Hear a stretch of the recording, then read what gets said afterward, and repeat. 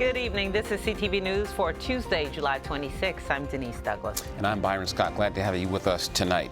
Well, day 2 of the Democratic National Convention in Philadelphia is underway. After a rocky start marred by protests and controversy, the night concluded with passionate speeches and calls to unite around Hillary Clinton. Well, Shawn Metzger has more.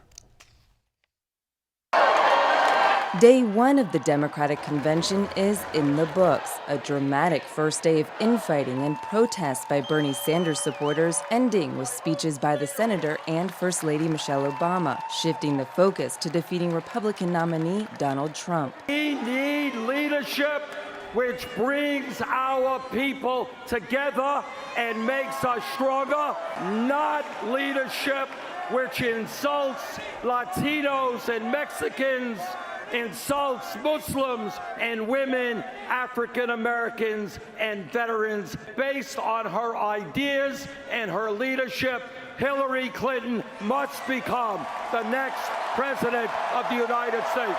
Convention delegate Karen Toll says she hopes Sanders supporters hear his message of party unity behind Hillary Clinton. It doesn't do the party any good when we are divided.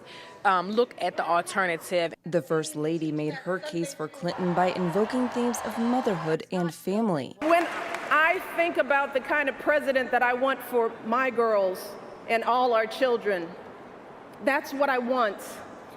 I want someone with the proven strength to persevere, someone who knows this job and takes it seriously, someone who understands that the issues a president faces are not black and white and cannot be boiled down to 140 characters. Delivering a heartfelt speech both poignant and pointed. Because of Hillary Clinton, my daughters and all our sons and daughters now take for granted that a woman can be president of the United States. State's Attorney Angela Also Brooks. What I loved about what the First Lady said is that when Hillary lost the nomination in 2008, she didn't go home and sulk. She didn't throw her hands in the air and decide she wasn't going to contribute. In fact, she decided to work harder. Today's theme focuses on Hillary's career fighting for children and families, featuring mothers of black sons who've been shot and killed. They will voice their support for Clinton and her push for tougher gun laws and police reforms. Maryland's already taken a stance. It is progressive in so many ways, but we've taken on that tough issue. We still have a long way to go, but sensible laws around gun ownership make sense for everybody to make sure that all of our families are safe. Day 2 is set to be historic. Democratic delegates will hold a roll call vote to officially nominate Hillary Clinton, making her the first woman to be nominated for president by a major political party. The overwhelming majority of the Democrats, even the Bernie Sanders supporters, I believe, will be the ones who will nominate Hillary Clinton tonight, and those are the voices that we should listen to. House Democratic leader Nancy Pelosi is among those scheduled to address the convention. President Bill Clinton is billed as the main speaker and will become the first spouse to speak on behalf of a female presidential nominee when he takes the stage tonight. Well, a council subcommittee begins assessing current and future housing needs in Prince George's County.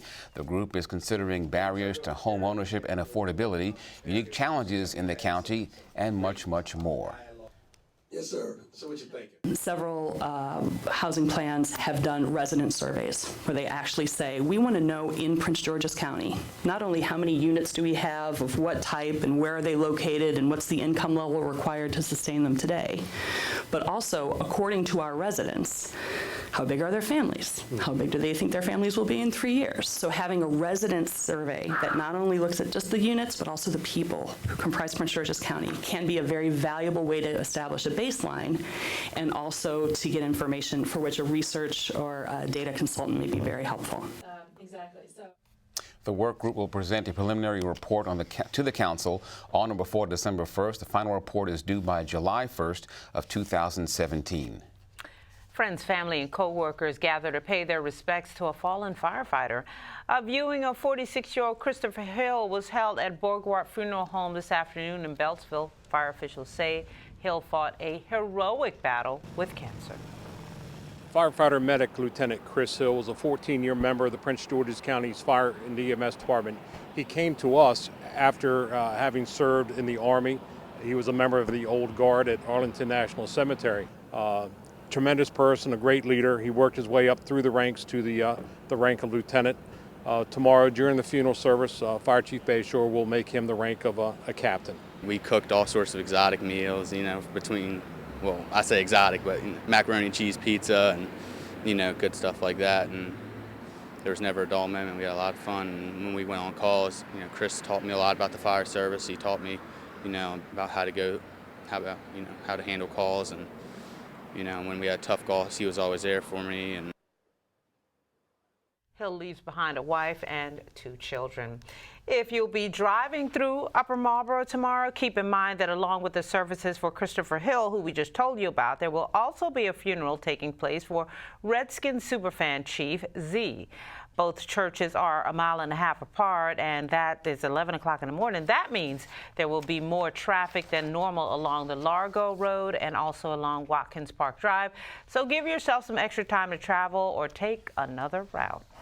You are watching CTV News. I'm Denise Douglas. And I'm Byron Scott.